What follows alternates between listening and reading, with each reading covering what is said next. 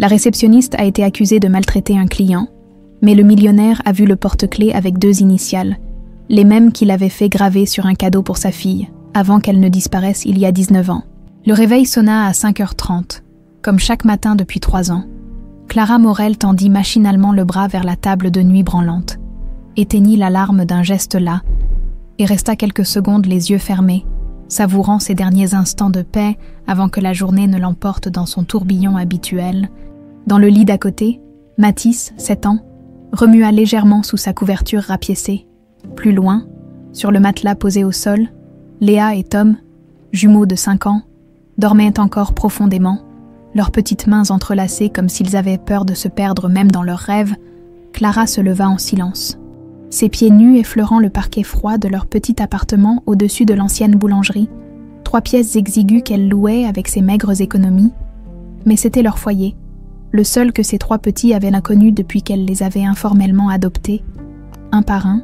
Quand le foyer Sainte-Claire avait fermé ses portes faute de financement, en enfilant son uniforme de réceptionniste, chemisier blanc défraîchi et jupe noire qu'elle lavait tous les 2 jours, Clara sentit sous ses doigts la chaîne fine qu'elle portait toujours au cou, le petit chaveiro en forme de cœur, en or véritable selon sœur Geneviève, était sa seule possession de valeur, ses seules initiales gravées sur le métal, I-L-M.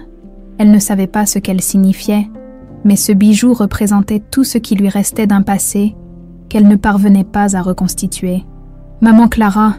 La voix ensommeillée de Léa la fit se retourner. « Chut, ma puce, rendors-toi, il est encore très tôt. Tu pars déjà ?» Clara s'agenouilla près du matelas et caressa doucement les cheveux bouclés de la fillette. À 5 ans, Léa avait déjà cette inquiétude dans le regard, cette peur de l'abandon que Clara connaissait si bien, comme tous les matins. « Ma chérie, mais tu sais quoi ? Ce soir, on fera des crêpes pour le dîner. Ça te dit ?» Le sourire radieux de Léa illumina son petit visage. « Avec de la confiture. »« Avec de la confiture », confirma Clara en déposant un baiser sur son front. 20 minutes plus tard, elle dévalait les escaliers, son sac en bandoulière et un thermos de café tiède à la main. Les rues de Lyon s'éveillaient lentement dans la brume matinale de novembre. Clara aimait ces instants où la ville lui appartenait encore, avant que la circulation et la foule ne s'en emparent. L'hôtel Les Glycines se dressait au coin de la rue Mercière, avec sa façade belle époque fatiguée et ses volets verts délavés. 3 étoiles sur le papier, mais Clara savait que l'établissement peinait à mériter cette classification. M. Dubois, le propriétaire, luttait depuis des mois contre les factures impayées et les clients de plus en plus rares. « Bonjour Clara ». Brigitte, la femme de ménage, l'accueillit avec son sourire habituel. « Tu as vu, il paraît qu'on va avoir de la visite aujourd'hui. Des gens importants. » Clara fronça les sourcils en rangeant ses affaires derrière le comptoir de la réception. « Quelle visite ? Je sais pas exactement. Mais Dubois était dans tous ses états hier soir. Il a même fait nettoyer le bureau 2 fois. » Brigitte baissa la voix, comme si elle partageait un secret d'État. « Moi, je pense que c'est pour la vente. Tu sais bien que ça fait des mois qu'il cherche un repreneur. » Le cœur de Clara se serra. Si l'hôtel était vendu, que deviendrait-elle ? Ce travail, même mal payé, représentait leur stabilité. Et avec les 3 enfants à charge, elle ne pouvait pas se permettre de chercher un nouvel emploi pendant des semaines. La matinée passa rapidement entre les check-out, les réservations et les 1000 petites tâches qui maintenaient l'hôtel à flot. Vers 11h, Clara remarqua une berline noire qui se garait devant l'entrée. 2 hommes en costumes sombres en descendirent, suivis d'un 3e homme plus âgé, aux cheveux grisonnants et au regard perçant.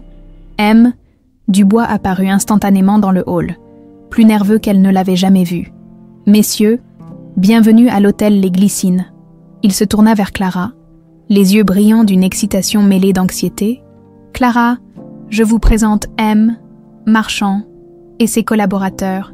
Il s'intéresse de près à notre établissement. » Clara hocha poliment la tête, mais son attention fut captée par le regard de l'homme aux cheveux gris. Il l'observait avec une intensité troublante, comme s'il cherchait à déchiffrer quelque chose sur son visage.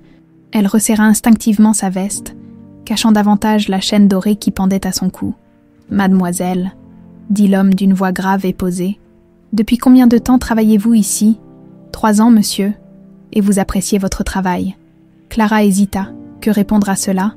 Qu'elle travaillait 16 heures par jour pour nourrir 3 enfants qui n'étaient pas les siens. Qu'elle économisait chaque centime pour leur offrir une vie décente. Qu'elle se battait quotidiennement contre la fatigue et le découragement. J'aime aider les gens, monsieur, leur offrir un accueil chaleureux. Faire en sorte qu'ils se sentent chez eux. L'homme hocha lentement la tête, mais Clara eut l'impression qu'il lisait bien au-delà de ses mots. L'inspection se poursuivit pendant 2 heures. Clara les vit visiter chaque étage, examiner les chambres, prendre des notes. M. Dubois les suivait comme un petit chien. Multipliant les commentaires et les justifications, c'est au moment où le groupe revenait dans le hall qu'un incident éclata. Gérard Lemoine, un client habituel connu pour son caractère difficile, faisait une scène à propos de sa facture. « C'est inadmissible. Vous me facturez le petit déjeuner alors que je n'ai rien pris. » Clara consulta l'écran de son ordinateur. « Monsieur Lemoine, je vois effectivement une erreur. Je vais corriger cela immédiatement. Une erreur. Vous appelez ça une erreur. » L'homme éleva la voix, attirant l'attention de tous les clients présents dans le hall. C'est de l'incompétence pure et simple. Dans un établissement digne de ce nom, ce genre de choses n'arriverait jamais. Clara sentit ses joues s'empourprer, mais garda son calme professionnel. « Je vous présente mes excuses, monsieur. L'erreur sera corrigée et vos excuses ne suffisent pas. » Le moine se pencha vers le comptoir, son visage rouge de colère à quelques centimètres de celui de Clara. « Vous devriez être viré. Une réceptionniste qui ne sait même pas faire une facture correctement, c'est la honte de cette profession. » Quelque chose craqua dans la poitrine de Clara. Ces mots, cette humiliation publique, ce mépris, tout cela pour une erreur de quelques euros qui serait corrigée en 2 clics. « Monsieur Lemoine, » dit-elle d'une voix tremblante mais ferme, « je travaille 16 heures par jour pour donner une dignité à 3 enfants que le monde a abandonnés. Je ne permettrai pas qu'on me manque de respect pour une erreur qui sera immédiatement réparée, et si vous n'êtes pas satisfait de notre service, vous êtes libre de choisir un autre établissement. » Le silence qui suivit était assourdissant. Le moine, bouche bée, semblait chercher ses mots. M. Dubois pâlit dangereusement. « Clara » commença-t-il d'une voix faible. Mais c'est à ce moment-là que le drame survint, dans l'émotion de sa réplique. Clara avait fait un geste trop brusque. Sa veste s'entr'ouvrit, et la chaîne dorée, mal cachée, glissa hors de sa chemise. Le petit cœur en or se balança quelques secondes dans la lumière du hall, avant qu'elle ne le rattrape prestement. Quelques secondes seulement, mais suffisamment pour que l'homme aux cheveux gris, François Marchand, voit distinctement les initiales gravées sur le métal, I-L-M. Clara ne remarqua pas immédiatement sa réaction. Elle était trop occupée à ranger la chaîne, à s'excuser auprès de M. Dubois, à faire face au regard furieux de Lemoine. Mais quand elle releva les yeux, elle vit François Marchand, immobile comme une statue, le visage d'une pâleur mortelle, les yeux fixés sur l'endroit où le bijou avait disparu. Il semblait avoir vu un fantôme. François Marchand se tenait devant les baies vitrées de son bureau du 16e étage, contemplant Lyon qui s'étendait à ses pieds dans la lumière dorée du couchant. Mais ses yeux ne voyaient pas les toits de tuiles rouges, ni les méandres de la Saône qui serpentaient entre les collines. Il fixait le vide, perdu dans un passé qui le hantait depuis 19 longues années, sur son bureau d'acajou massif, entre les dossiers financiers et les contrats d'acquisition, trônait une photo encadrée d'argent, une petite fille aux boucles châtaines et aux yeux noisettes, souriant avec cette innocence qui n'appartenait qu'à l'enfance, Isabelle, sa princesse, son cœur brisé, Monsieur Marchand, la voix de Sylvie, sa secrétaire, le ramena brutalement au présent. « Beaumont de l'agence détective privée Laurent souhaite vous voir. Il dit que c'est urgent. » François ferma les yeux. Combien de fois avait-il entendu ce mot ? Urgent. Comme si chaque fausse piste, chaque espoir déçu, chaque nouvelle déception méritait cette qualification. Combien d'hommes en imperméable beige avaient franchi cette porte avec leur dossier plein de rien, leurs photos floues de fillettes qui ressemblaient en vaguement à celles qu'ils cherchaient. Faites-le entrer. Beaumont apparut, son éternel air grave collé au visage, un homme compétent, François devait le reconnaître, mais qui après 5 ans d'enquête n'avait apporté que des déceptions soigneusement présentées dans des chemises cartonnées. « François, j'ai du nouveau. » Il posa une liasse de documents sur le bureau. Le système de reconnaissance faciale a identifié une correspondance possible à Marseille. Une jeune femme de 24 ans, employée dans un magasin de vêtements. Les traits du visage correspondent à 68%, avec les projections de croissance que nous avons établies pour Isabelle. François ne prit même pas la peine de regarder les photos. 68%, la semaine dernière, c'était 72% avec une serveuse de Toulouse, le mois précédent, 75% avec une étudiante de Bordeaux. Chaque fois, l'espoir renaissait comme une flamme fragile, et chaque fois, les tests ADN l'éteignaient impitoyablement. « Beaumont, dit-il d'une voix lasse, combien de correspondances possibles avons-nous eues cette année ?» Le détective baissa les yeux. « 27, monsieur. Mais celle-ci est différente, je sais. » François se tourna vers la fenêtre. « Organisez le test, comme d'habitude. » Quand Beaumont fut parti, François s'effondra dans son fauteuil, 52 ans, un empire hôtelier qui s'étendait sur toute l'Europe, une fortune estimée à plus de 500 millions d'euros, et il se sentait plus vide qu'un clochard sous les ponts de Paris.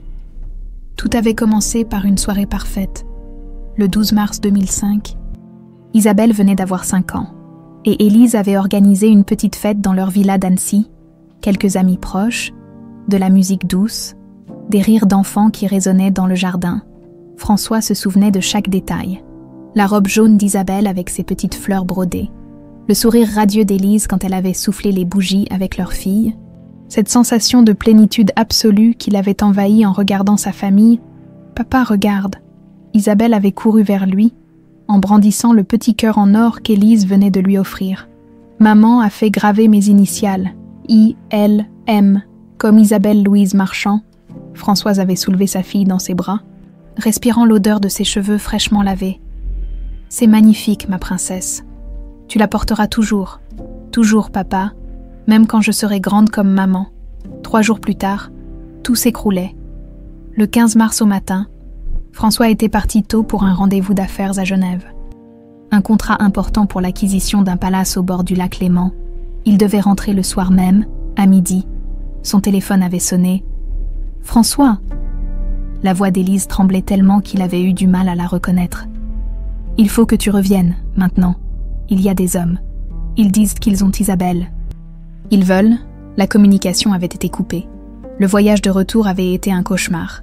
2 heures en voiture à rouler comme un fou, le téléphone collé à l'oreille, essayant désespérément de joindre la police, Élise, n'importe qui, quand il était arrivé à la villa. Les gyrophares bleus illuminaient déjà la nuit naissante. Commissaire Durand l'avait pris à part. « Monsieur Marchand, votre épouse a été retrouvée dans le garage, elle. Elle n'a pas survécu. Quant à votre fille. » François n'avait jamais terminé cette phrase dans sa mémoire. Il refusait de l'entendre. Même 19 ans plus tard, les enquêteurs avaient reconstitué le drame. Raymond Delattre et ses complices étaient venus chercher Isabelle pour une demande de rançon. Élise avait tenté de s'enfuir avec sa fille par la porte de derrière. Ils l'avaient rattrapée, dans la lutte. Un coup de feu était parti. Élise s'était écroulée. Paniquée par ce meurtre non prémédité, les ravisseurs avaient pris la fuite avec Isabelle. On avait retrouvé Delattre 2 semaines plus tard, mort d'une overdose dans un squat de la banlieue lyonnaise. Ses complices s'étaient volatilisés, et Isabelle était devenue un fantôme. 19 ans, 19 années à remuer ciel et terre, à engager les meilleurs détectives privés d'Europe, à financer des technologies de pointe, à suivre chaque piste, même la plus improbable. François avait fait distribuer des millions de tracts, placé des annonces dans tous les journaux, créé un site internet avec une récompense de 10 millions d'euros pour toute information menant à retrouver sa fille. Rien. Comme chaque soir, François quitta son bureau vers 20h et prit la direction d'Annecy. Il aurait pu vivre à Lyon, plus près de ses affaires, mais il ne pouvait pas se résoudre à vendre la villa. C'était là qu'Isabelle avait vécu ses 5 premières années, c'était là qu'elle reviendrait, il en était certain. La grande maison était silencieuse quand il poussa la porte d'entrée. Marie, la gouvernante, avait laissé son dîner au chaud et était repartie chez elle. François monta directement au 1er étage. Comme chaque soir depuis 19 ans, la chambre d'Isabelle était restée exactement comme elle l'avait laissée le matin du 15 mars 2005. Les petites robes suspendues dans l'armoire, les peluches alignées sur le lit, les livres d'images rangés sur l'étagère, même le dessin qu'elle avait commencé la veille, une famille de 3 personnages sous un soleil jaune avec la mention « Papa, maman et moi pour toujours » était restée punaisée au mur au-dessus de son bureau miniature. François s'assit sur le petit lit et prit dans ses mains la photo de famille posée sur la table de nuit. Isabelle entre lui et Élise, tous les trois souriants lors de leurs dernières vacances à la Baule. Sa fille aurait 24 ans maintenant. Était-elle quelque part en train de dîner? Avait-elle fondé une famille? Se souvenait-elle de lui? Ces questions le torturaient chaque nuit, mais il ne pouvait pas s'arrêter de se les poser. Son téléphone vibra. Un message de son assistant. Demain 10h, inspection hôtel Les Glycines, Lyon, dossier d'acquisition sur votre bureau. François fronça les sourcils. L'hôtel Les Glycines. Il ne se souvenait pas avoir programmé cette visite. Ses équipes s'occupaient habituellement de ce genre d'inspection préliminaire. Pourquoi avait-il décidé de s'y rendre personnellement? Une étrange sensation l'envahit, comme un appel qu'il ne parvenait pas à identifier. Depuis quelques jours, il ressentait cette impression bizarre, ce besoin inexplicable de sortir de sa routine, de voir autre chose que les rapports financiers et les projections de croissance. « Demain », murmura-t-il en regardant une dernière fois la photo d'Isabelle. Peut-être que demain sera différent, il ne savait pas à quel point il avait raison. Le lendemain matin, François arriva à l'hôtel Les Glycines avec 10 minutes d'avance, accompagné de ses 2 collaborateurs habituels, Julien Moreau, son bras droit, et Thierry Blanchard, expert en évaluation immobilière. Le petit établissement Belle Époque lui apparut immédiatement tel qu'il était. Fatigué, désuet, mais possédant un charme authentique qui ne demandait qu'à être révélé. Pas terrible au premier coup d'œil, marmonna Thierry en consultant ses notes. 3 étoiles surévaluées, taux d'occupation en chute libre, besoin de rénovation complète, je dirais qu'on peut l'avoir pour un tiers du prix demandé. François ne répondit pas. Cette sensation étrange qui l'avait saisi la veille s'intensifiait, une sorte de fourmillement dans la poitrine, comme si quelque chose d'important l'attendait derrière cette façade décrépie. M. Dubois les accueillit avec l'enthousiasme désespéré d'un homme qui voyait sa dernière planche de salut. François remarqua immédiatement ses mains qui tremblaient légèrement, la sueur qui perlait à son front malgré la fraîcheur matinale. « Messieurs, bienvenue à l'hôtel Les Glycines. » Le propriétaire se tourna vers la réception. « Clara, je vous présente M, Marchand et ses collaborateurs. » François leva les yeux vers la jeune femme derrière le comptoir et sentit son cœur manquer un battement. Pas à cause d'une ressemblance physique. Non, cette fille était trop menue, ses cheveux trop foncés, ses traits trop fins, mais quelque chose dans son regard, dans sa façon de redresser les épaules, malgré sa timidité évidente, dans cette dignité naturelle qui émanait d'elle malgré son uniforme défraîchi. « Mademoiselle, dit-il d'une voix qu'il s'efforça de garder neutre, depuis combien de temps travaillez-vous ici ? 3 ans, monsieur. » Sa voix était douce mais ferme. François nota la façon dont elle le regardait droit dans les yeux malgré sa nervosité. Cette assurance tranquille que seuls possédaient ceux qui avaient appris à se battre pour survivre. « Et vous appréciez votre travail ?» Il vit passer une ombre dans son regard, comme si sa question avait touché quelque chose de profond. « J'aime aider les gens, monsieur. Leur offrir un accueil chaleureux. Faire en sorte qu'ils se sentent chez eux. » Cette réponse. François eut l'impression bizarre de reconnaître quelque chose dans ces mots. Cette générosité naturelle. Ce besoin de prendre soin des autres. Élise avait la même façon de parler de son travail de bénévole à l'hôpital. La visite commença par les étages supérieurs. François suivait machinalement les explications de M. Dubois hochait la tête aux commentaires techniques de Thierry. Mais une partie de son esprit était restée dans le hall, auprès de cette réceptionniste aux yeux noisettes. « Les chambres ont besoin d'une rénovation complète », expliquait le propriétaire en ouvrant la porte du 3e étage. « Mais la structure est saine, les proportions sont généreuses. » François inspectait consciencieusement chaque pièce. Posez les bonnes questions, prenez les notes appropriées. Mais au fond de lui, une petite voix insistante lui chuchotait que l'important n'était pas là, que l'important l'attendait en bas, derrière un comptoir de réception. Ils redescendirent vers midi. François avait prévu de repartir directement, de laisser ses équipes finaliser l'évaluation technique, mais quelque chose le retenait. Cette même sensation inexplicable qui l'avait poussé à venir personnellement, c'est alors que l'incident éclata. « C'est inadmissible. Vous me facturez le petit déjeuner alors que je n'ai rien pris ?» François reconnut immédiatement le type de client difficile que tous les hôteliers redoutaient. Gérard Lemoine, il avait retenu le nom lors des présentations, était exactement le genre d'homme arrogant qui prenait plaisir à humilier le personnel pour se sentir important. « Monsieur Lemoine, je vois effectivement une erreur. Je vais corriger cela immédiatement. » François observa Clara qui gardait son calme professionnel malgré l'agressivité croissante du client. Il admirait cette maîtrise de soi, cette dignité préservée face à l'injustice. Une erreur, vous appelez ça une erreur, c'est de l'incompétence pure et simple. Dans un établissement digne de ce nom, ce genre de choses n'arriverait jamais. François vit les joues de la jeune femme s'empourprer, à côté de lui, et M. Dubois se dandinait nerveusement, visiblement tiraillé entre l'envie de défendre son employé et la peur de perdre un client. « Je vous présente mes excuses, monsieur. L'erreur sera corrigée et vos excuses ne suffisent pas. » Le moine se pencha vers le comptoir, son visage déformé par la colère. « Vous devriez être viré. Une réceptionniste qui ne sait même pas faire une facture correctement. C'est la honte de cette profession. » François sentit une colère froide monter en lui. Il allait intervenir, remettre ce malotru à sa place, quand Clara explosa. « Monsieur le moine, je travaille 16 heures par jour pour donner une dignité à 3 enfants que le monde a abandonnés. Je ne permettrai pas qu'on me manque de respect pour une erreur qui sera immédiatement réparée, et si vous n'êtes pas satisfait de notre service, vous êtes libre de choisir un autre établissement. » Le silence qui suivit était électrique. François resta bouche bée. Cette force, cette fierté, cette façon de défendre les plus faibles, c'était exactement ce qu'Élise aurait fait, exactement ce qu'il espérait qu'Isabelle aurait appris à faire. Le moine, rouge de rage et d'humiliation, bégayait des menaces. M. Dubois pâlissait à vue d'œil. Mais François ne voyait plus qu'elle, cette jeune femme qui venait de révéler son âme en quelques phrases. 3 enfants abandonnés qu'elle élevait, 16 heures de travail par jour, cette détermination farouche à préserver sa dignité, c'est alors que le monde bascula, dans l'émotion de sa réplique. Clara avait fait un geste trop brusque. Sa veste s'entr'ouvrit et François vit distinctement une chaîne dorée glisser hors de sa chemise. Pendant quelques secondes qui lui parurent une éternité, un petit cœur en or se balança dans la lumière du hall. François cessa de respirer. Ses jambes se dérobèrent sous lui et il dut s'appuyer discrètement contre le comptoir pour ne pas s'effondrer. Ce bijou, il connaissait ce bijou.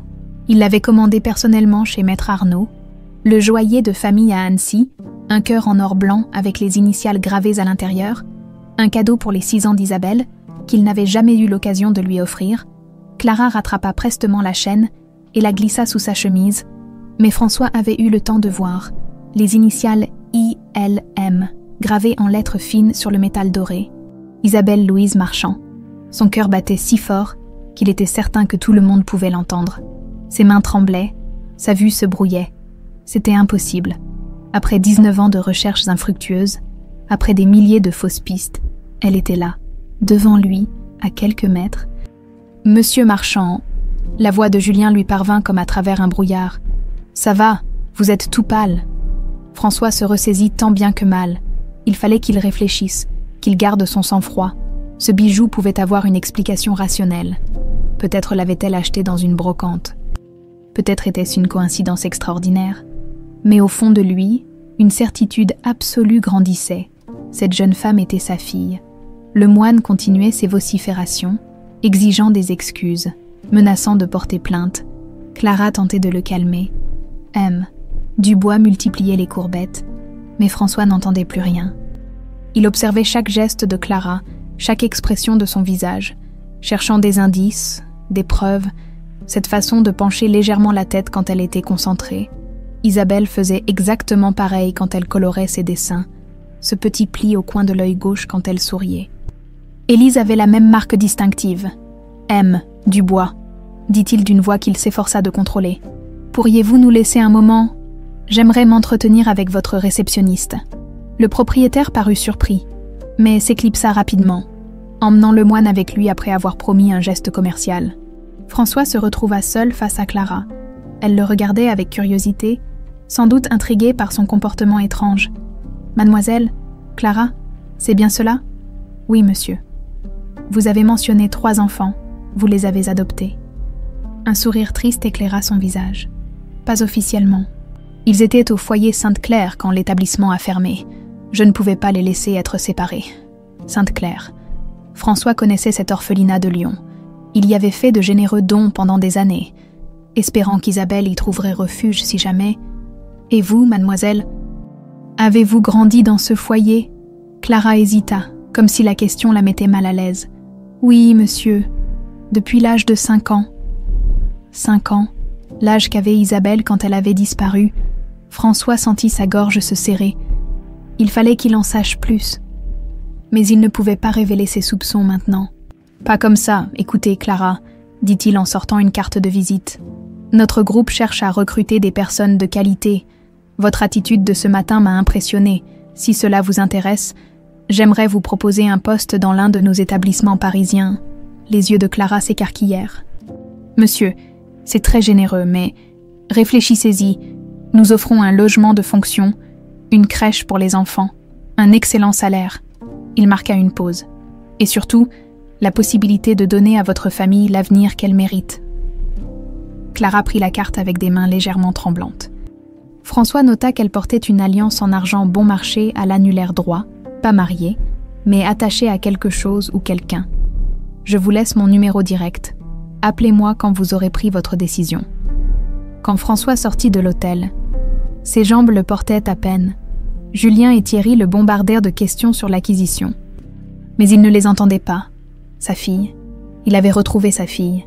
Clara fixa la carte de visite pendant de longues minutes après le départ de François Marchand. Le papier épais, l'élégance sobre du logo, l'adresse prestigieuse dans le 16e arrondissement parisien, tout cela lui semblait irréel. Comme un rêve éveillé qui surgirait de nulle part pour bouleverser sa vie ordonnée. Alors, Brigitte apparut à ses côtés, les yeux brillants de curiosité. « Il t'a proposé quoi, le grand patron ? Un poste à Paris ?» murmura Clara, encore sous le choc. « Avec un logement, une crèche pour les enfants. Tu déconnes. » Brigitte lui arracha presque la carte des mains. « Marchand international. Clara, tu réalises ce que ça représente. C'est l'un des plus gros groupes hôteliers d'Europe. » Clara hocha distraitement la tête, mais son esprit était ailleurs. Pendant toute la conversation avec cet homme, elle avait ressenti quelque chose d'étrange, une sensation de déjà-vu troublante. Comme si sa voix réveillait des échos enfouis très profondément dans sa mémoire, le reste de la journée passa dans un brouillard. Clara expédia machinalement ses tâches, répondait aux clients par automatisme, mais une partie d'elle-même était restée figée sur ce moment où François Marchand l'avait regardée avec cette intensité dérangeante, comme s'il cherchait à lire son âme. À 18h, elle récupéra les 3 enfants à l'école et au centre de loisirs. Mathis, toujours premier de sa classe malgré ses origines difficiles, lui raconta sa journée avec son enthousiasme habituel. Les jumeaux Léa et Tom se chamaillaient pour savoir qui porterait le sac de Clara jusqu'à l'appartement. « Maman Clara », dit Léa en tirant sur sa manche. « Madame Rosier a dit qu'on allait faire une sortie au musée la semaine prochaine, mais il faut payer 15 € par enfant. » Clara sentit son estomac se serrer. 45 €. Cela représentait presque 3 jours de course pour eux 4, mais voir la déception dans les yeux de Léa était impensable. « Ne t'inquiète pas, ma puce, on trouvera l'argent. » Ce soir-là, après avoir couché les enfants, Clara s'installa à la petite table de la cuisine avec ses factures, loyer, électricité, courses, frais scolaires. Les chiffres dansaient devant ses yeux fatigués, même en travaillant 16 heures par jour. Elle arrivait à peine à joindre les 2 bouts. Elle reprit la carte de visite de François Marchand. Cette offre était providentielle, trop belle pour être vraie, mais quelque chose la troublait dans l'attitude de cet homme, cette façon de l'observer, de poser des questions sur son passé. Et puis ce moment étrange, où elle avait cru voir son visage se décomposer. Un frisson la parcourut soudain, sans raison apparente. Des images floues traversèrent son esprit. Un homme en costume sombre, penché sur un petit lit, une voix grave qui chantonnait une mélodie italienne, l'odeur d'un parfum masculin mélangé à celle du cuir. Clara porta instinctivement la main à sa poitrine. Là où reposait le petit cœur en or, ses flashbacks la visitaient parfois, surtout quand elle était fatiguée ou stressée, des bribes de souvenirs impossibles à reconstituer, comme les pièces éparpillées d'un puzzle dont elle aurait perdu la boîte. Sœur Geneviève lui avait toujours dit que c'était normal, que les enfants traumatisés développaient souvent ces mécanismes de protection, enfouissant les souvenirs trop douloureux pour les supporter. « Tu es arrivée chez nous comme une petite bête blessée », lui avait confié la religieuse quelques années plus tôt. « Tu ne parlais plus, tu ne mangeais presque pas. Il m'a fallu des mois pour te faire sourire de nouveau. » Clara se souvenait vaguement de cette époque, le silence qui l'entourait comme une bulle protectrice, les cauchemars qui la réveillaient en hurlant. cette sensation permanente d'avoir perdu quelque chose d'essentiel sans savoir quoi, pendant ce temps. À 100 km de là, François Marchand n'avait pas fermé l'œil de la nuit. Il avait passé des heures au téléphone avec Beaumont, lui demandant de tout laisser tomber pour se concentrer sur Clara Morel. Trouvez-moi tout ce que vous pouvez sur elle, date et lieu de naissance, parents, comment elle est arrivée au foyer Sainte-Claire. Je veux connaître chaque détail de sa vie. François, avait dit Beaumont d'une voix prudente. Vous êtes sûr que c'est une bonne idée? Vous avez déjà eu tellement de déceptions. Cette fois, c'est différent, ce bijou. Beaumont, ce bijou, je l'ai commandé personnellement. Les initiales, la forme, le travail du joaillier, c'est impossible que ce soit une coïncidence. Au matin, les premiers éléments tombèrent. Clara Morel, 24 ans, née officiellement le 1er janvier 2001, une date administrative attribuée aux enfants trouvés dont l'âge exact était inconnu, arrivée au foyer Sainte-Claire le 18 mars 2006, trouvée errante dans les rues de Lyon par sœur Geneviève, le 18 mars 2006, 3 jours après la disparition d'Isabelle. François dut s'asseoir, les jambes coupées par l'émotion. Chaque nouvel élément confirmait ses soupçons les plus fous. L'âge correspondait, la date d'arrivée à l'orphelinat coïncidait avec l'enlèvement. Et maintenant ce bijou, il se rendit immédiatement à Annecy, chez Maître Arnaud. Le vieil homme avait pris sa retraite depuis longtemps, mais son fils tenait toujours la bijouterie familiale. Monsieur Marchand, quel plaisir de vous revoir, comment allez-vous? Laurent, j'ai besoin de votre aide, de votre... Vous vous souvenez du bijou que votre père avait créé pour ma fille en 2005, un petit cœur en or avec des initiales gravées. Le visage du bijoutier s'assombrit. Tout le monde à Annecy connaissait l'histoire tragique de la famille Marchand. Bien sûr, papa en avait gardé tous les plans. Il disait que c'était l'une de ses plus belles créations. Pourquoi? Aurait-il pu en faire un double? Ou quelqu'un d'autre aurait-il pu reproduire ce modèle? Laurent secoua fermement la tête. Impossible. Papa utilisait une technique de gravure très particulière, avec des outils qu'il avait fait fabriquer spécialement. Et puis, ce cœur avait une particularité. Un petit défaut dans l'or qui formait une minuscule étoile sur le côté gauche. Papa avait décidé de le conserver parce qu'il trouvait ça poétique. François sentit son cœur s'emballer. Une étoile. Vous en êtes certain? Absolument. Papa me l'avait montré quand j'étais apprenti. Il disait que chaque bijou devait avoir son âme. Son caractère unique. François repartit d'Annecy en proie à une excitation fébrile. Il fallait qu'il revoie Clara, qu'il examine de plus près ce bijou. Mais comment faire sans éveiller ses soupçons? L'inspiration lui vint en fin d'après-midi. Il téléphona à l'hôtel Les Glycines et demanda à parler à Clara. « Mademoiselle Morel, François Marchand à l'appareil, j'espère que je ne vous dérange pas. »« Non, monsieur, pas du tout. » Sa voix était douce, un peu surprise. « J'ai réfléchi à notre conversation d'hier. J'aimerais vous proposer autre chose. Que diriez-vous de venir visiter l'un de nos établissements parisiens demain, histoire de vous faire une idée concrète de ce que nous pourrions vous offrir ?» Clara hésita. « C'est très généreux, monsieur, mais le voyage, les frais... » « Nous prenons tout en charge, naturellement. Train de première classe, déjeuner, visite complète. Considérez cela comme un entretien d'embauche en situation réelle. Il faudrait que je trouve quelqu'un pour garder les enfants. Emmenez-les. Nous avons d'excellentes structures d'accueil dans nos hôtels. » Le lendemain, Clara se retrouva dans un TGV première classe avec Mathis, Léa et Tom, tous les 4 ébahis par le luxe qui les entourait. Les enfants collaient leur nez aux vitres. Émerveillés par la vitesse du train et le paysage qui défilait, « Maman Clara !»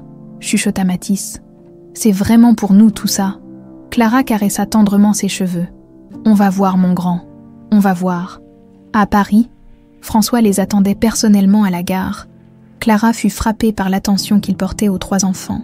La façon dont il s'agenouilla pour se mettre à leur hauteur, son sourire sincère quand Léa lui offrit timidement un dessin qu'elle avait fait dans le train. « C'est pour vous remercier du voyage », dit la fillette avec son sérieux habituel. François prit le dessin. Une famille de 4 personnages se tenant par la main. Et Clara vit ses yeux s'embuer légèrement. « Merci, ma petite princesse. C'est le plus beau cadeau qu'on m'ait fait depuis longtemps. » Princesse. Ce mot résonna étrangement dans l'esprit de Clara. Quelque part, très loin dans sa mémoire, quelqu'un l'avait déjà appelé ainsi. L'hôtel marchand Champs-Élysées était tout ce que Clara avait imaginé, et plus encore. Marbre italien, lustres en cristal de baccarat, personnel en uniforme impeccable, un monde qu'elle n'avait jamais côtoyé, mais qui lui procurait une sensation étrange de familiarité, comme si elle avait toujours su que ce luxe existait quelque part. François les guida personnellement dans la visite. Expliquant le fonctionnement de l'établissement, présentant Clara aux différents responsables, elle remarqua la déférence avec laquelle tous s'adressaient à lui, mais aussi cette tristesse voilée qui ne le quittait jamais, même quand il souriait. Les enfants étaient repris en charge par l'animatrice de la crèche de l'hôtel. Une jeune femme pétillante qui les avait immédiatement adoptés. Clara pouvait les entendre rire depuis le bureau de direction où François lui détaillait les conditions d'emploi. « Le salaire est de 4 000 € net par mois », dit-il en posant un contrat devant elle. Plus les primes, les congés payés, la mutuelle familiale. L'appartement de fonction fait 81 mètres carrés dans le 15e arrondissement. Clara faillit s'étrangler avec son café. 4 000 €, plus du triple de ce qu'elle gagnait actuellement en cumulant ses 2 emplois. « Monsieur Marchand, c'est énorme. Pourquoi moi? Vous ne me connaissez même pas. » François la regarda longuement, et Clara eut de nouveau cette impression troublante qu'il cherchait quelque chose de particulier sur son visage. Parfois, on reconnaît la qualité d'une personne dès le premier regard, votre façon de défendre votre dignité hier, votre dévouement envers ces 3 enfants, c'est exactement le type de personnel que nous recherchons. Il marqua une pause, puis ajouta d'une voix plus douce. Et puis, j'ai moi-même perdu ma famille il y a longtemps. Je sais ce que c'est que de se battre pour protéger ceux qu'on aime. Clara sentit son cœur se serrer. Il y avait tant de douleur contenue dans ces mots simples. Je peux vous demander ce qui s'est passé. François détourna le regard vers la fenêtre. Ma femme et ma fille ont été tuées il y a 19 ans. Un enlèvement qui a mal tourné. Je suis désolée, murmura Clara. Votre fille, quel âge avait-elle? 5 ans? Sa voix se brisa légèrement. Elle s'appelait Isabelle. Elle aurait votre âge aujourd'hui. Clara porta instinctivement la main à sa poitrine, là où reposait le petit cœur en or. 5 ans, l'âge qu'elle avait quand elle était arrivée au foyer Sainte-Claire. Cette coïncidence la troublait plus qu'elle ne voulait l'admettre. « Monsieur Marchand, » dit-elle doucement, « puis-je vous poser une question indiscrète? Bien sûr, vous n'avez jamais eu envie de refaire votre vie, de fonder une nouvelle famille ?» François secoua la tête avec un sourire triste. « Comment remplacer l'irremplaçable? Ma femme était l'amour de ma vie. Et Isabelle était tout pour moi. Je continue à espérer la retrouver un jour, même si la raison me dit que c'est impossible. » Clara sentit ses yeux s'embuer. Cette douleur qu'elle lisait dans son regard lui était étrangement familière, comme si elle la portait elle aussi quelque part en elle. Pendant ce temps, à Lyon, Beaumont poursuivait son enquête avec l'acharnement d'un limier. Il avait réussi à obtenir un rendez-vous avec sœur Geneviève au couvent des Clarisses, où la vieille religieuse s'était retirée après la fermeture du foyer. « Ma sœur, » dit-il en s'installant dans le petit parloir austère. « J'enquête sur l'une de vos anciennes pensionnaires, Clara Morel. Vous souvenez-vous d'elle ?» Le visage de la religieuse s'illumina. « Clara, bien sûr que je me souviens d'elle. Une enfant si courageuse, si généreuse. Comment va-t-elle ? » « Très bien. D'après ce que je sais, pouvez-vous me raconter comment elle est arrivée chez vous ?» Sœur Geneviève baissa les yeux. Et Beaumont nota immédiatement son malaise. C'était en mars 2006. Je faisais ma tournée habituelle dans les quartiers difficiles de Lyon quand je l'ai trouvée, seule, dans une ruelle de la Croix-Rousse. Elle était en état de choc, incapable de parler, terrorisée. Elle n'avait aucun papier d'identité. Rien. Juste les vêtements qu'elle portait et un petit bijou qu'elle serrait dans sa main. Un cœur en or avec des initiales gravées. Beaumont sentit son pouls s'accélérer. Vous rappelez-vous ces initiales? ILM. Clara m'a dit plus tard que c'était tout ce qui lui restait de sa maman. L'enquêteur dut faire un effort surhumain pour garder son calme. Ma sœur, avez-vous signalé sa découverte aux autorités? Sœur Geneviève détourna le regard. J'ai essayé. Mais quelques jours après l'arrivée de Clara, nous avons reçu des menaces. Des hommes sont venus au foyer, disant que si nous parlions de certains enfants, il pourrait arriver malheur aux autres pensionnaires. Des menaces. De la part de qui? Je ne sais pas. Ils ne se sont jamais présentés, mais leur message était clair. Clara devait disparaître de tous les registres officiels. Alors j'ai obéi pour protéger les autres enfants. Beaumont sentit les pièces du puzzle s'assembler. Ces hommes, à quoi ressemblaient-ils? L'un d'eux était grand, avec une cicatrice sur la joue gauche, l'autre plus petit, les cheveux noirs. Il parlait avec l'accent du Nord. L'enquêteur nota soigneusement ces détails. Les complices de Delattre, très probablement, ils étaient revenus s'assurer que la fillette ne pourrait jamais témoigner contre eux. Ma sœur. Pourquoi me racontez-vous tout cela maintenant? Sœur Geneviève leva vers lui des yeux brillants de larmes. Parce que j'ai toujours eu des remords, cette petite fille. J'ai toujours su qu'elle venait d'ailleurs, qu'elle avait une famille qui la cherchait peut-être, mais j'avais trop peur. Et puis, avec le temps, Clara s'est construite une nouvelle vie. J'ai pensé que c'était mieux ainsi. Beaumont quitta le couvent avec un dossier complet, mais surtout avec la confirmation de ce qu'il soupçonnait. Il téléphona immédiatement à François. « J'ai du nouveau et c'est du lourd. Clara Morel a été trouvée dans les rues de Lyon le 18 mars 2006. 3 jours après l'enlèvement d'Isabelle, elle portait un bijou avec les initiales ILM, et les complices de Delattre ont menacé l'orphelinat pour qu'il garde le silence. » François ferma les yeux, submergé par l'émotion. « Continuez. J'ai retrouvé la trace des complices de Delattre, Jacques Moreau et Philippe Lecomte. Moreau est mort dans un accident de voiture en 2010. Lecomte purge une peine pour trafic de drogue à la prison de Fresnes, mais avant de mourir, Moreau a écrit une lettre à sa sœur. Une lettre dans laquelle il avoue sa participation à l'enlèvement. Il raconte comment la mère a essayé de s'enfuir avec l'enfant, comment Delattre l'a tuée dans un moment de panique et comment ils ont abandonné la fillette loin de chez elle, espérant qu'elle mourrait ou serait recueillie par des inconnus. François dut s'asseoir, les jambes coupées par l'émotion. Il y a autre chose, continua Beaumont. D'après Moreau, la mère avait donné le bijou à sa fille, juste avant de tenter de fuir. En lui disant de ne jamais s'en séparer, c'était sa façon de la protéger, de lui laisser un lien avec sa vraie famille. Élise, sa merveilleuse Élise, avait eu l'intelligence, même dans la terreur, de donner à leur fille un moyen de la retrouver un jour. « François, vous m'entendez ?»« Oui » murmura-t-il. « Beaumont, je veux que vous organisiez un test ADN. Discrètement, Clara ne doit rien savoir pour l'instant. C'est déjà en cours. J'ai récupéré un gobelet qu'elle a utilisé lors de sa visite à Paris. Les résultats seront là dans 3 jours. 3 jours, 72 heures avant de savoir avec certitude si sa quête de 19 ans touchait enfin à sa fin. Ce soir-là, de retour à Lyon, Clara coucha les enfants et s'installa sur son lit avec le contrat de François. L'offre était incroyable, trop belle pour être vraie, mais quelque chose dans l'attitude de cet homme la troublait. Cette façon de la regarder, de poser des questions sur son passé. Elle sortit son petit cœur en or et l'examina à la lumière de la lampe de chevet. Les initiales ILM brillaient doucement, pour la première fois depuis des années.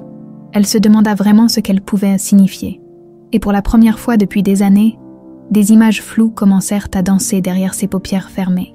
Un homme en costume qui la portait dans ses bras. Une femme aux cheveux châtains qui chantait une berceuse italienne. Une grande maison avec un jardin plein de fleurs. Clara secoua la tête pour chasser ses visions. Ce n'étaient que des rêves, des fantasmes nés de son désir d'avoir eu une vraie famille. Mais au fond d'elle-même, une petite voix insistante lui chuchotait que ces images n'étaient peut-être pas si imaginaires que cela. 3 jours plus tard, François reçut l'appel qu'il attendait depuis 19 ans. Sa main tremblait tellement qu'il eut du mal à décrocher son téléphone. « François !» La voix de Beaumont était chargée d'émotion. « Les résultats sont arrivés. C'est un match parfait. Clara Morel est bien Isabelle Louise Marchand, votre fille. » François s'effondra dans son fauteuil, submergé par un mélange d'euphorie et de terreur. 19 ans de recherche, de faux espoirs, de nuits blanches.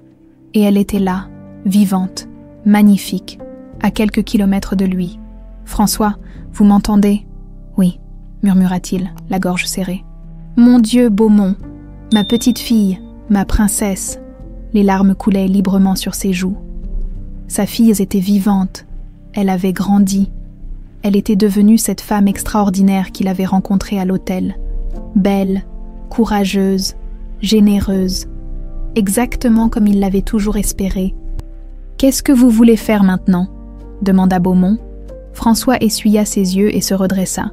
Il fallait qu'il la voie, qu'il lui parle, qu'il lui explique tout, immédiatement. « Je pars pour Lyon. Préparez-moi un dossier complet, les photos d'Isabelle enfant, les articles de journaux sur l'enlèvement, les rapports de police, tout. Je veux pouvoir tout lui montrer. François, réfléchissez. Cette révélation va la bouleverser. Il faudrait peut-être y aller en douceur, la préparer. En douceur. François se leva d'un bond. Beaumont, j'ai perdu 19 ans avec ma fille. Chaque jour, chaque heure compte maintenant. Je refuse d'attendre une minute de plus. 1 heure plus tard, François roulait vers Lyon. Sa voiture chargée de tout ce qu'il avait conservé d'Isabelle. Photos, jouets, vêtements, dessins. 19 années d'amour préservées dans l'attente de ce moment. Il téléphona à l'hôtel Les Glycines. « Mademoiselle Morel, François Marchand, j'aimerais vous voir ce soir. C'est important. Monsieur, il s'agit du poste à Paris. Entre autres, pouvez-vous me retrouver au restaurant Le Bouchon des Cordeliers à 20h? J'ai des choses importantes à vous dire. » Clara accepta, intriguée par le ton solennel de sa voix. Elle confia les enfants à Brigitte et se rendit au restaurant. Le cœur battant d'une anxiété inexpliquée, François l'attendait dans un salon privé, entouré de cartons et de dossiers. Son visage était livide, ses mains tremblaient légèrement. Clara n'avait jamais vu quelqu'un dans un état de tension aussi extrême. « Monsieur Marchand, ça va? Vous avez l'air... »« Asseyez-vous, Clara, s'il vous plaît. » Elle obéit, de plus en plus inquiète. François la regardait avec cette même intensité troublante que lors de leur première rencontre. Mais cette fois, ses yeux brillaient de larmes contenues. « Clara, ce que je vais vous dire va changer votre vie à jamais. Je vous demande de m'écouter jusqu'au bout, même si cela vous semble impossible. » Il sortit une photo d'un des cartons et la posa devant elle. Clara vit une petite fille de 5 ans, aux boucles châtaines, souriante, dans les bras d'un homme qu'elle reconnut immédiatement. François, 20 ans plus jeune. Cette petite fille s'appelle Isabelle Louise Marchand, c'est ma fille. Elle a été enlevée le 15 mars 2005 avec sa mère. Sa mère a été tuée en tentant de la protéger. Isabelle a disparu ce jour-là. Clara contemplait la photo, troublée par une ressemblance qu'elle ne parvenait pas à identifier. « Monsieur Marchand, je ne comprends pas pourquoi vous me montrez. Regardez attentivement cette photo. » L'interrompit François en sortant une loupe. « Regardez le cou de cette petite fille. » Clara se pencha et distingua effectivement une fine chaîne dorée autour du cou d'Isabelle. Un petit cœur pendait au bout. « Ce bijou, » continua François d'une voix tremblante, « je l'avais commandé spécialement chez un joaillier d'Annecy. Un cœur en or avec les initiales de ma fille gravées à l'intérieur. I.L.M. Isabelle Louise Marchand. » Clara sentit le monde vaciller autour d'elle. Sa main se porta instinctivement à sa poitrine. Là où reposait son propre bijou. « Non, » murmura-t-elle. « Ce n'est pas possible. » François sortit d'autres photos. Isabelle dans sa chambre, Isabelle avec sa mère, Isabelle jouant dans le jardin, puis des articles de journaux. Enlèvement tragique à Annecy. La petite Isabelle toujours introuvable. Un père milliardaire lance un appel désespéré. « Clara, » dit François en se penchant vers elle, « vous êtes arrivée au foyer Sainte-Claire le 18 mars 2006.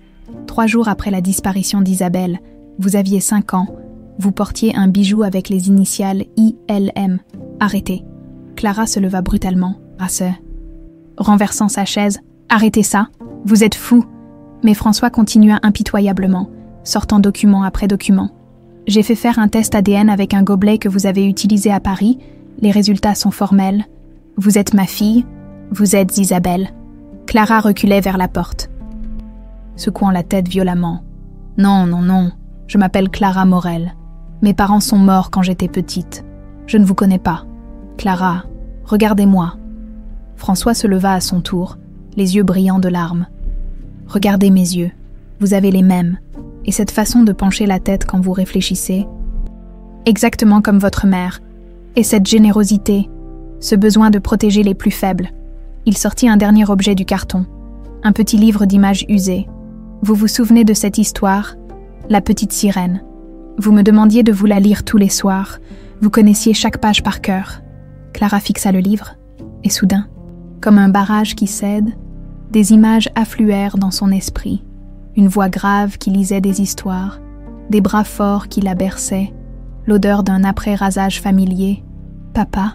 Le mot lui échappa avant qu'elle puisse le retenir. François fit un pas vers elle, le visage transfiguré d'espoir. « Oui, ma princesse, c'est papa. Tu es revenue à la maison. » Mais au lieu de se jeter dans ses bras, Clara explosa de rage. « Vous me laissez grandir en pensant que j'étais un déchet humain, que personne ne m'aimait. Pendant que vous viviez dans vos hôtels de luxe, je dormais sur le sol pour que les enfants plus petits aient un lit. J'ai travaillé 16 heures par jour depuis mes 15 ans. J'ai eu faim, j'ai eu froid. Et vous étiez là. » Les mots sortaient comme des poignards, chargés de 19 années de souffrance, de solitude, de questions sans réponse. Où étiez-vous quand j'avais des cauchemars et que personne ne venait me consoler? Où étiez-vous quand les autres enfants se moquèrent de moi parce que je ne savais même pas d'où je venais? Où étiez-vous quand j'ai dû grandir trop vite pour m'occuper de ceux qui avaient encore plus besoin que moi? François tendait les mains vers elle, désespéré. « Clara, ma chérie, je t'ai cherchée. Chaque jour, chaque nuit, j'ai dépensé des millions, j'ai remué ciel et terre. Je ne savais pas où tu étais. Menteur, hurla-t-elle. Vous êtes riche, vous avez du pouvoir. Si vous aviez vraiment voulu me retrouver, vous l'auriez fait. » Elle sortit son petit cœur en or et le jeta violemment sur la table. « Gardez votre bijou, gardez vos souvenirs, gardez votre argent. Je ne suis pas votre fille. Votre fille est morte le jour où vous avez cessé de la chercher assez fort. » Clara se rua vers la sortie, mais François la rattrapa. « Ma princesse, écoute-moi. Ne m'appelez jamais comme ça. » Elle se dégagea brutalement. « Je ne suis la princesse de personne. Je suis Clara Morel. J'ai 3 enfants qui m'attendent, et contrairement à vous, moi, je ne les abandonnerai jamais. » Elle claqua la porte, laissant François seul avec ses photos éparpillées et son rêve brisé. Dehors, Clara courait dans les rues de Lyon, les poumons en feu, le cœur explosé, les larmes l'aveuglaient, la rage l'étouffait. Toute sa vie était un mensonge. Son nom, son histoire, son identité. Elle finit par s'effondrer sur un banc, sanglotant comme jamais elle n'avait pleuré. 24 ans d'existence réduits à néant en une soirée. Elle ne savait plus qui elle était, d'où elle venait, ce qu'elle devait faire. Une seule certitude demeurait. Elle avait 3 enfants qui l'aimaient et comptaient sur elle. Eux, au moins, étaient réels. Eux, au moins, avaient besoin d'elle. Clara essuya ses larmes et se dirigea vers le couvent des Clarisses. Il fallait qu'elle parle à sœur Geneviève. Il fallait qu'elle comprenne ce qui lui était vraiment arrivé. Et surtout, il fallait qu'elle décide si Clara Morel pouvait coexister avec cette Isabelle Marchand qu'on voulait lui imposer. Le couvent des Clarisses baignait dans un silence apaisant, quand Clara franchit la grille en fer forgé. Ses pas résonnaient sur les pavés de la cour intérieure, chaque écho amplifiant le chaos qui régnait dans son esprit. Il était près de minuit, mais elle savait que sœur Geneviève accepterait de la recevoir, comme elle l'avait toujours fait depuis 20 ans. La vieille religieuse apparut dans le parloir, enveloppée dans sa robe de chambre, le visage marqué par l'inquiétude. « Clara, ma petite, que fais-tu ici à une heure pareille? Tu as l'air bouleversée. » Clara s'effondra sur la chaise face à elle, incapable de retenir ses larmes plus longtemps. « Ma sœur, j'ai besoin de savoir la vérité, toute la vérité sur mon arrivée ici. Cet homme, François Marchand, il prétend être mon père. » Le visage de sœur Geneviève se décomposa. Elle baissa les yeux, ses mains ridées se crispant sur son chapelet. « Oh, mon enfant, je me demandais quand ce moment arriverait. Vous saviez ?» Clara se redressa, la voix tremblante d'indignation. « Vous avez toujours su qui j'étais. J'avais des soupçons, » avoua la religieuse. « Ton arrivée, 3 jours après cet enlèvement dont parlaient dans tous les journaux, ton âge, ton état de choc, ce bijou que tu serrais si fort. Mais j'ai eu peur, Clara, tellement peur. » Sœur Geneviève se leva péniblement et alla chercher une vieille boîte en métal cachée derrière les livres de prière. « Ils sont venus me voir, quelques jours après ton arrivée, 2 hommes terrifiants qui m'ont dit que si je parlais de toi aux autorités, il arriverait malheur aux autres enfants du foyer. » Elle sortit de la boîte une enveloppe jaunie par le temps. « Ils m'ont laissé ceci, pour que je comprenne bien qu'ils ne plaisantaient pas. » Clara ouvrit l'enveloppe d'une main tremblante. À l'intérieur, des photos floues montraient les enfants du foyer dans la cour de récréation, chacun entouré d'un cercle rouge au marqueur. « Mon Dieu !» murmura Clara. « Vous auriez pu me rendre à ma famille et condamner 15 autres enfants innocents. » Sœur Geneviève secoua la tête. « Tu étais déjà là ? En sécurité, traumatisée mais vivante, les autres n'avaient que moi pour les protéger. » Clara ferma les yeux, accablée par la complexité de la situation. Elle ne pouvait pas en vouloir à cette femme qui avait consacré sa vie aux enfants abandonnés. « Mais vous auriez pu essayer de contacter discrètement. »« J'ai essayé, » l'interrompit la religieuse. « Une fois, j'ai appelé anonymement la police pour signaler qu'une petite fille correspondant au signalement avait été trouvée. Le lendemain, l'un des hommes était de retour. Il savait que l'appel venait de moi, Il m'a dit que si je recommençais, ce ne seraient pas des menaces, mais des actes. Clara sentit sa colère se mélanger à une immense tristesse. Tout le monde avait été victime dans cette histoire, même sœur Geneviève, qui avait sacrifié sa conscience pour protéger d'autres innocents. Et après, quand j'ai grandi, quand ces hommes ont disparu, tu avais reconstruit ta vie, Clara. Tu étais heureuse. Tu avais trouvé ta place. Comment aurais-je pu te dire que ton existence entière était fondée sur un mensonge? Et puis, elle hésita. Et puis, j'avais fini par me convaincre que c'était mieux ainsi, que tu avais échappé à un monde de richesse et de privilèges pour devenir cette femme formidable que tu es aujourd'hui. Clara quitta le couvent plus troublée encore qu'à son arrivée. Elle rentra chez elle à pied, marchant dans les rues désertes de Lyon, essayant de mettre de l'ordre dans ses pensées. Chez elle, Brigitte dormait sur le canapé en attendant son retour. Clara la réveilla doucement. « Alors » chuchota son amie. Cette entrevue mystérieuse. Clara ne put que secouer la tête, incapable de mettre des mots sur ce qu'elle venait de vivre. « Je te raconterai demain. Merci d'avoir gardé les enfants. » Une fois seule, Clara s'assit sur son lit et contempla la carte de visite de François, cet homme qu'elle avait rejeté avec une violence qui l'effrayait maintenant. Cette rage qui était sortie d'elle comme un torrent, charriant 20 ans de souffrance et de questions sans réponse. Elle repensa à son expression quand elle avait jeté le bijou sur la table. Cette douleur dans ses yeux, cette dévastation totale. Était-ce vraiment l'attitude d'un homme qui mentait? Pendant ce temps, François était rentré à Annecy dans un état de détresse absolue. Il s'était enfermé dans la chambre d'Isabelle et pleurait comme il n'avait pas pleuré depuis la mort d'Élise. Sa fille le haïssait. Sa propre fille le considérait comme un monstre qu'il avait abandonné. Toutes ces années de recherche, tous ces espoirs, pour aboutir à ce rejet brutal, à cette accusation terrible d'indifférence.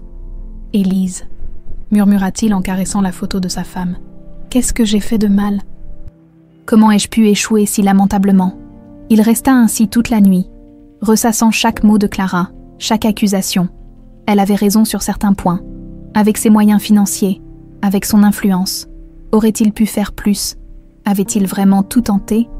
Au matin, Beaumont l'appela. « François, j'ai entendu dire que ça s'était mal passé hier soir. »« Mal passé ?» François eut un rire amer. « C'est un euphémisme. Elle me déteste, Beaumont. Ma propre fille me déteste. Elle est sous le choc. C'est normal qu'elle réagisse violemment. Donnez-lui du temps. Du temps. J'ai déjà perdu 19 ans. Et maintenant, elle refuse même de me voir. » Beaumont marqua une pause. « François, j'ai peut-être une idée. Au lieu d'essayer de forcer une relation père-fille, pourquoi ne pas simplement l'aider, discrètement, montrer par des actes que vous vous souciez vraiment d'elle ?» Cette suggestion fit germer une idée dans l'esprit de François. Clara lui avait reproché de vivre dans le luxe pendant qu'elle se battait pour survivre. Et si, au lieu de lui imposer sa présence, il améliorait simplement sa vie? Dans les jours qui suivirent, François mit en place un plan minutieux. Il racheta discrètement les dettes du foyer Sainte-Claire et finança sa réouverture. En s'assurant que Clara soit la première informée du poste de directrice disponible, il fit en sorte que les 3 enfants qu'elle élevait reçoivent des bourses d'études complètes dans les meilleures écoles de Lyon. Quand Clara découvrit l'enveloppe contenant les documents des bourses scolaires, elle comprit immédiatement d'où ça venait. Aucun nom n'était mentionné, mais qui d'autre aurait pu faire cela? « Les enfants » appela-t-elle. « Venez voir. » Mathis, Léa et Tom se précipitèrent vers elle, leur visage s'illuminant quand elle leur expliqua ce que signifiaient ces papiers. « On va vraiment pouvoir aller à l'école internationale ?» demanda Mathis, les yeux écarquillés. « Avec la cantine et tout » ajouta Léa. Clara hocha la tête, émue malgré elle par cette générosité, même en colère contre elle. François pensait aux enfants qu'elle aimait. Le lendemain, elle trouva sur son palier un petit paquet, à l'intérieur, une partition de musique. Nina Nana, une berceuse italienne. Aucun mot d'accompagnement. Mais Clara sentit quelque chose remuer au fond de sa mémoire, en voyant ces notes. Cette mélodie, elle la connaissait. Elle la fredonnait parfois sans s'en rendre compte, surtout quand elle était triste ou anxieuse. Le surlendemain, c'était un petit flacon de parfum, Joy, de Jean Patou, une fragrance délicate et sophistiquée que Clara n'aurait jamais pu s'offrir. Mais dès qu'elle en respira le parfum, des images floues dansèrent dans son esprit. une femme aux cheveux châtains, qui sentait exactement comme ça. François ne cherchait plus à la voir, ne lui téléphonait plus. Il se contentait de ces petits gestes silencieux qui touchaient Clara plus qu'elle ne voulait l'admettre. Un soir, en aidant Léa à faire ses devoirs, Clara remarqua que la fillette dessinait toujours la même chose. Une famille de 4 personnes se tenant par la main devant une grande maison. « C'est joli, ma puce. Tu peux me raconter ton dessin ?»« C'est nous, » dit Léa avec le sérieux de ses 5 ans. « Toi, moi, Tom et Mathis. Et regarde, j'ai dessiné une grande maison avec un jardin, pour qu'on ait chacun notre chambre. » Clara contempla le dessin et soudain, une image très nette traversa son esprit. Elle-même, à 5 ans, dessinant exactement la même chose. 3 personnes devant une maison, avec ces mêmes mots écrits en bas. « Papa, maman et moi pour toujours. » Cette nuit-là, pour la première fois depuis la révélation, Clara se permit de penser vraiment à François Marchand, pas comme à l'homme qui avait bouleversé sa vie, mais comme à ce père qui avait cherché sa fille pendant 19 ans. Elle repensa à sa douleur quand elle avait rejeté ses preuves, à ses larmes quand elle avait jeté le bijou, à cette façon qu'il avait de regarder les enfants, avec une tendresse si profonde. Peut-être avait-elle été trop dure, peut-être méritait-il qu'elle l'écoute vraiment, sans colère, sans accusation, mais l'accepter comme père signifiait renoncer à Clara Morel, à cette identité qu'elle s'était construite morceau par morceau, et cela, elle n'était pas encore prête à l'envisager. 3 semaines s'écoulèrent dans cette étrange danse silencieuse entre François et Clara. Chaque matin, elle trouvait un nouveau présent devant sa porte. Jamais rien d'ostentatoire ou de coûteux, mais toujours quelque chose qui semblait toucher directement son âme. Un livre d'histoires italiennes pour enfants, usé par le temps, avec une dédicace à l'encre pâlie. « Pour ma princesse qui aime les belles histoires, papa. » Clara avait passé des heures à le feuilleter, troublée par ces contes qu'elle avait l'impression de connaître par cœur. Une boîte de chocolat Léonidas, ceux-là même qu'elle achetait parfois en cachette quand elle avait besoin de réconfort, sans jamais savoir pourquoi cette marque précise l'attirait. Une petite boîte à musique qui jouait « La vie en rose ». Quand Clara l'avait ouverte, la mélodie avait déclenché un flash si intense qu'elle avait dû s'asseoir, une petite fille qui dansait sur cette musique, portée par des bras forts, riant aux éclats dans un salon ensoleillé. Maman Clara. Mathis l'avait trouvée un matin, assise à la table de la cuisine, fixant la boîte à musique d'un air absent. « Ça va ?» Clara avait sursauté, revenant brutalement au présent. « Oui, mon grand, je réfléchissais. » À quoi? Comment expliquer à un enfant de 7 ans qu'elle redécouvrait peu à peu une existence qu'elle avait crue imaginaire, que chaque cadeau anonyme réveillait des souvenirs qu'elle avait enfouis si profondément qu'elle les avait pris pour des rêves, à des choses du passé? Avait-elle fini par répondre « Tu sais, maman Clara », avait dit Mathis avec cette sagesse précoce que donnent les épreuves. Parfois, se souvenir, ça fait mal au début, mais après ça aide à comprendre qui on est vraiment. Cette phrase, sortie de la bouche d'un enfant, avait bouleversé Clara plus que tous les discours du monde. Le présent qui changea tout arriva un mercredi matin, une simple enveloppe Kraft contenant une photo. Clara la reconnut immédiatement. C'était elle à 5 ans, dans les bras d'une femme aux cheveux châtains qui lui souriait avec une tendresse infinie. Au dos, une écriture féminine délicate. « Ma petite Isabelle et moi, dernier jour de bonheur. 14 mars 2005, je t'aimerai toujours, ma chérie, maman. » Clara sentit ses jambes se dérober. Cette femme, ce visage qu'elle avait vu 1000 fois dans ses rêves fragmentés, ce n'était pas un fantasme. C'était sa mère, sa vraie mère, qui l'avait aimée, qui était morte en tentant de la protéger. Elle serra la photo contre sa poitrine et pour la première fois depuis des semaines, pleura sans colère. Pleura de tristesse pure pour cette mère qu'elle avait perdue, pour ce père qu'elle avait rejeté, pour cette petite fille qu'elle avait été et qui avait disparu dans la violence d'un enlèvement. Ce soir-là, après avoir couché les enfants, Clara s'installa dans son petit salon avec tous les présents que François lui avait envoyés. Elle les disposa autour d'elle comme les pièces d'un puzzle géant et ferma les yeux. La boîte à musique se mit à jouer, les souvenirs affluèrent, plus nets que jamais. Elle se revoyait dans une grande maison, courant dans un jardin plein de roses blanches. Un homme grand la poursuivait en riant, la soulevait dans ses bras quand il l'attrapait. Je t'ai eue, ma princesse. Encore, papa, encore. La mélodie de la vie en rose emplissait un salon aux meubles anciens. Sa mère, élégante dans une robe bleue, dansait avec elle sur le tapis persan. Un jour, ma chérie, tu danseras comme une vraie princesse au bal. Avec qui, maman? Avec celui qui saura voir la beauté de ton cœur. Clara ouvrit les yeux. Tremblante, ses souvenirs n'étaient pas des fantasmes. Ils étaient réels, précis, chargés d'émotions authentiques. Elle avait vraiment vécu cette enfance dorée. Elle avait vraiment été aimée, choyée, protégée. Elle prit le livre de contes italiens et l'ouvrit au hasard. C'era una volta una piccola sirena. Il était une fois une petite sirène. Sa voix se brisa. Elle se souvenait maintenant. Son père lui lisait ses histoires tous les soirs, avec cet accent français qui transformait les mots italiens en mélodie. Et elle, blottie contre lui, réclamait toujours la même histoire. « Raconte-moi encore la sirène, papa. Mais tu la connais par cœur. »« Ma princesse, j'aime quand c'est toi qui la racontes. » La mémoire lui revenait par vagues, chaque souvenir en déclenchant d'autres, les dimanches matins dans le grand lit de ses parents, les crêpes du mercredi préparées avec sa mère, les promenades en bateau sur le lac d'Annecy, et puis cette dernière journée, le 15 mars 2005, elle se souvenait maintenant avec une clarté douloureuse. Des hommes étaient entrés dans la maison. Sa mère l'avait prise dans ses bras, lui avait donné le petit cœur en or. « Garde-le toujours, ma chérie. Quoi qu'il arrive, garde-le, papa et moi. On te retrouvera grâce à lui. » Puis la course éperdue vers la voiture, les cris, le coup de feu, sa mère qui s'effondrait, le sang sur sa robe bleue, ses yeux qui se fermaient. Clara hurla, un cri primitif, animal, qui contenait 20 ans de douleur refoulée. Les voisins tambourinèrent au plafond, mais elle s'en fichait. Elle revivait la pire journée de sa vie, celle qui avait tout détruit. Après, les souvenirs devenaient flous.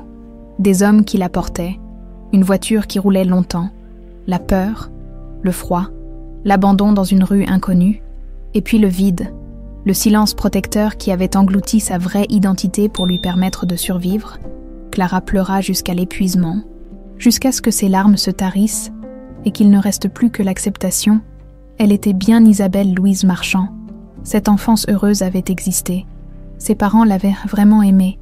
Et François n'était pas le monstre qu'elle avait imaginé. C'était un père brisé qui avait cherché sa fille pendant 20 ans, qui continuait à l'aimer malgré son rejet, qui respectait sa colère et tentait patiemment de réparer leur lien détruit.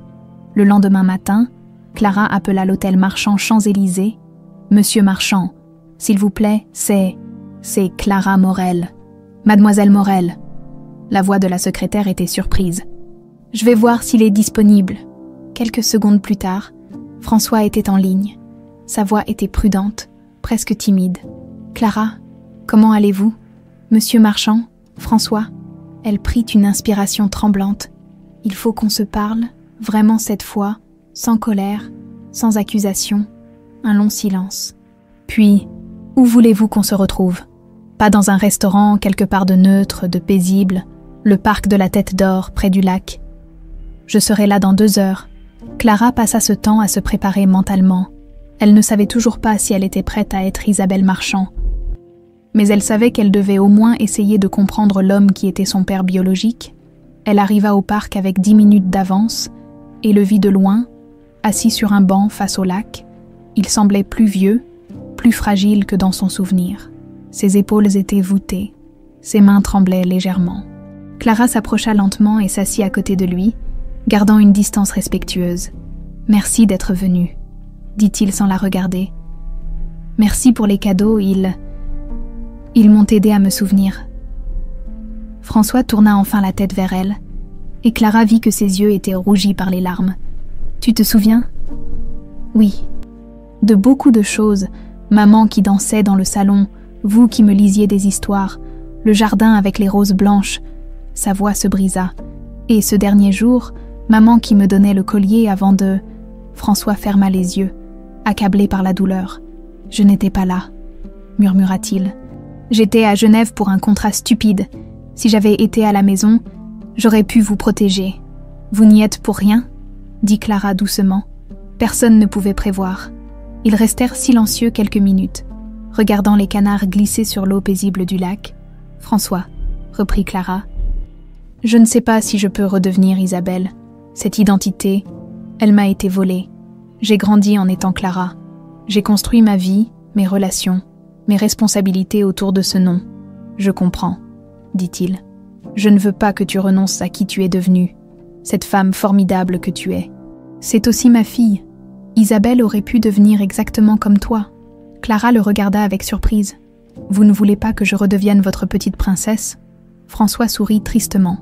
Ma princesse de 5 ans n'existe plus.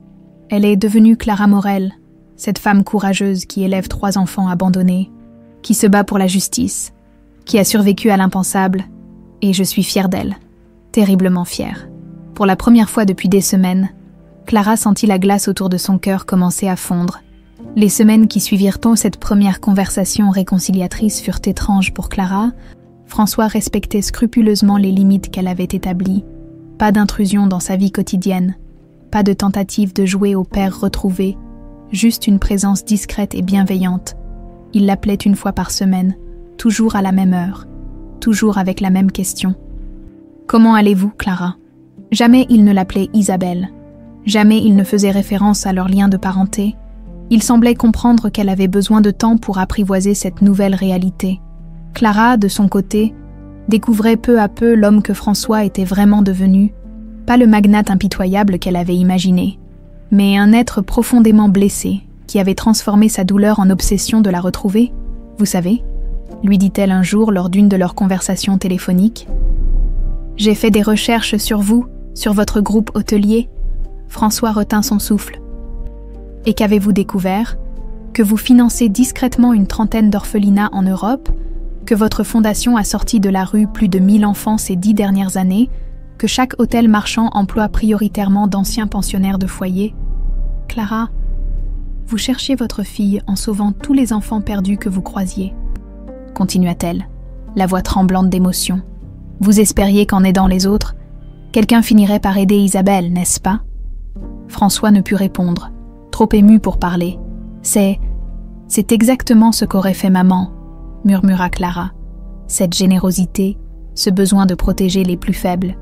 Cette conversation marqua un tournant. Clara commença à accepter l'idée qu'elle pouvait honorer sa mère en reconnaissant les qualités que François avait héritées d'elle, ou qu'elle lui avait transmises. 1 mois plus tard, François l'invita à déjeuner, pas dans un restaurant chic, mais dans une petite crêperie de Lyon que Clara aimait fréquenter avec les enfants. « Comment avez-vous su pour cet endroit ?» demanda-t-elle en s'installant face à lui. « Léa m'en a parlé », avoua François, avec un sourire gêné. « J'espère que ça ne vous dérange pas, mais je lui ai téléphoné la semaine dernière. Elle m'avait promis de me raconter comment se passait l'école. » Clara fronça les sourcils. « Léa vous a téléphoné. Les 3 enfants ont mon numéro depuis qu'ils ont reçu leur bourse. Je leur avais dit qu'ils pouvaient m'appeler s'ils avaient besoin de quoi que ce soit. » Il rougit légèrement. « Mathis m'appelle parfois pour me parler de ses cours de sciences. Tom veut que je vienne voir son match de football samedi. Et vous? J'aimerais beaucoup, si vous me le permettez. » Clara réalisa soudain que François était en train de gagner l'affection de ses enfants exactement comme il tentait de regagner la sienne, par la patience, la générosité et le respect. « Ils vous aiment bien, » constata-t-elle. « Ils sont extraordinaires. Mathis a l'intelligence de ça. De vous, Léa a cette sensibilité artistique qui me rappelle Élise, et Tom, » François sourit. « Tom a cette façon de foncer tête baissée dans la vie qui me rappelle quelqu'un que je connais. » Clara ne put s'empêcher de sourire. « Moi, à 5 ans. Vous, maintenant, » corrigea François. « Cette façon que vous avez de vous battre pour ce en quoi vous croyez, sans jamais calculer les risques. » Ils parlèrent pendant 3 heures. François lui raconta les années de recherche, les fausses pistes, les nuits blanches passées à étudier chaque rapport de détective.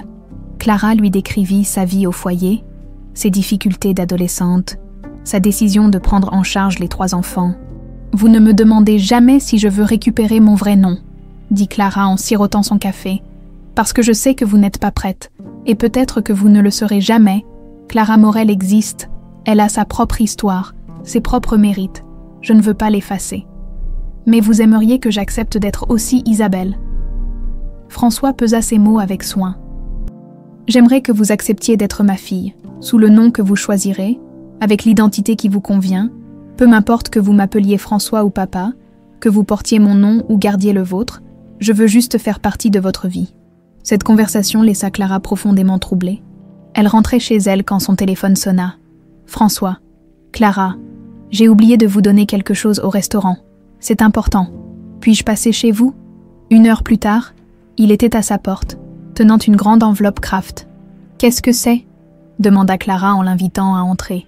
Les 3 enfants se précipitèrent vers François, qui les accueillit avec des câlins chaleureux. Clara fut frappée par la facilité avec laquelle il interagissait avec eux, comme s'il avait toujours fait partie de leur vie. « J'ai quelque chose à vous montrer, » dit François quand ils furent installés dans le petit salon.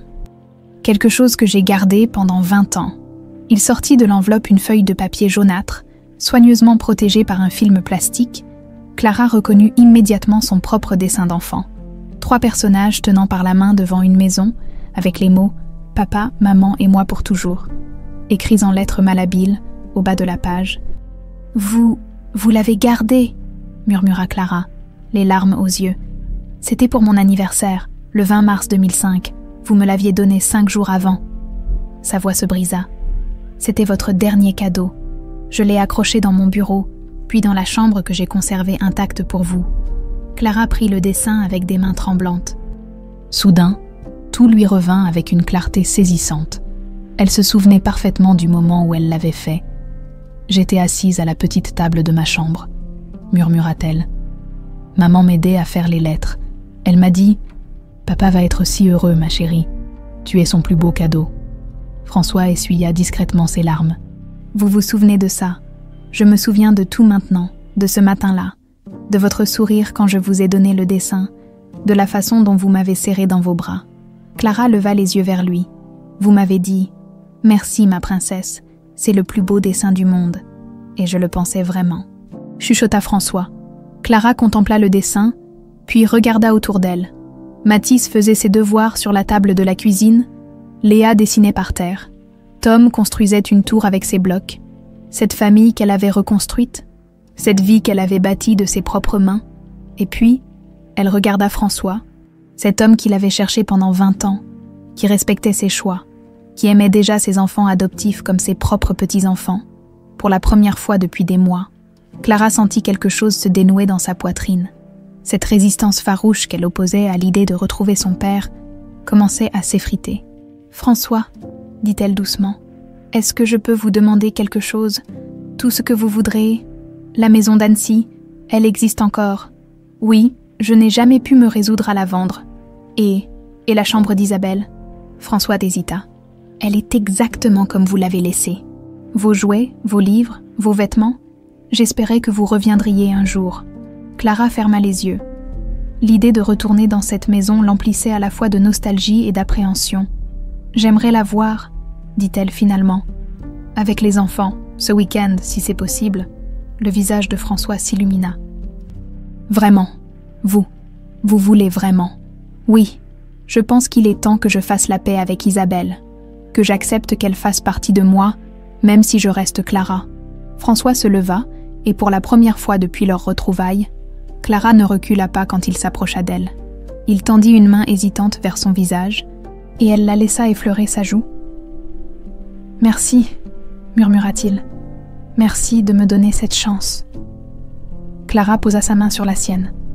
« C'est moi qui devrais vous remercier, pour avoir cherché, pour ne jamais avoir renoncé, pour avoir aimé Isabelle assez fort pour accepter Clara. » Ce soir-là, après le départ de François, Clara s'installa avec les enfants pour leur expliquer qui était vraiment cet homme qui prenait de plus en plus de place dans leur vie. « Alors, c'est ton vrai papa ?» demanda Léa, les yeux écarquillés. « Oui, ma puce, mon papa de quand j'étais petite. Et nous, on reste tes enfants » s'inquiéta Mathis. Clara les serra tous les 3 dans ses bras. « Vous resterez toujours mes enfants. Rien ne changera jamais ça. Mais maintenant, vous avez aussi un grand-papa qui vous aime très fort. On va vivre dans un château ?» demanda Tom avec espoir. Clara éclata de rire. « On va voir, mon bonhomme, on va voir. » Cette nuit-là, elle s'endormit en serrant le dessin contre elle, pour la première fois depuis 20 ans en paix avec son passé et pleine d'espoir pour l'avenir. Le samedi matin arriva plus vite que Clara ne l'avait imaginé. Elle se réveilla avec cette sensation étrange d'être à la fois terrifiée et impatiente.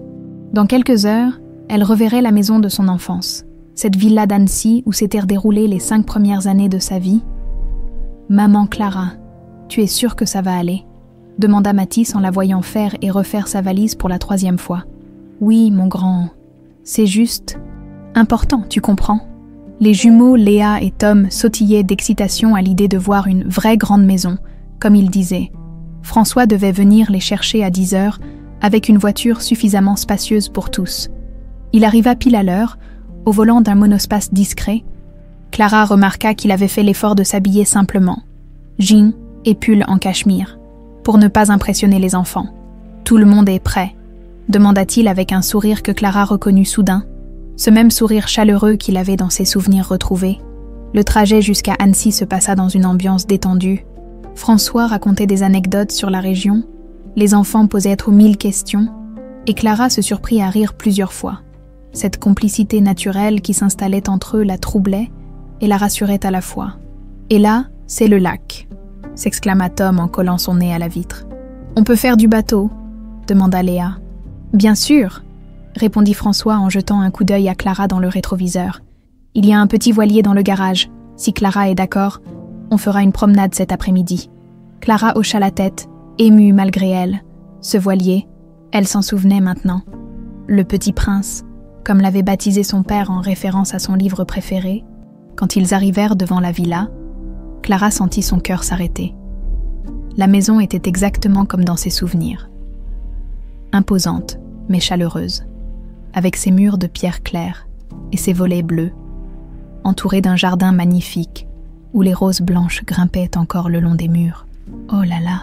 souffla Léa. « C'est énorme !» François gara la voiture et se tourna vers Clara. « Vous voulez entrer seule d'abord ?» Clara secoua la tête. « Non, avec vous et avec eux. » Elle désigna les 3 enfants. « Ma famille d'aujourd'hui a le droit de connaître ma famille d'hier. » François ouvrit la porte d'entrée, et Clara fut immédiatement submergée par l'odeur de la maison.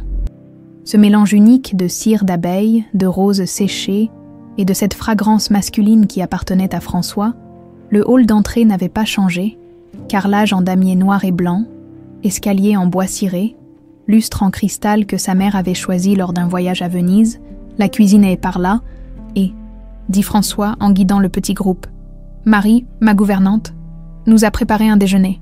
Mais Clara ne l'écoutait plus. Ses pas la menaient automatiquement vers l'escalier, comme attirés par une force invisible.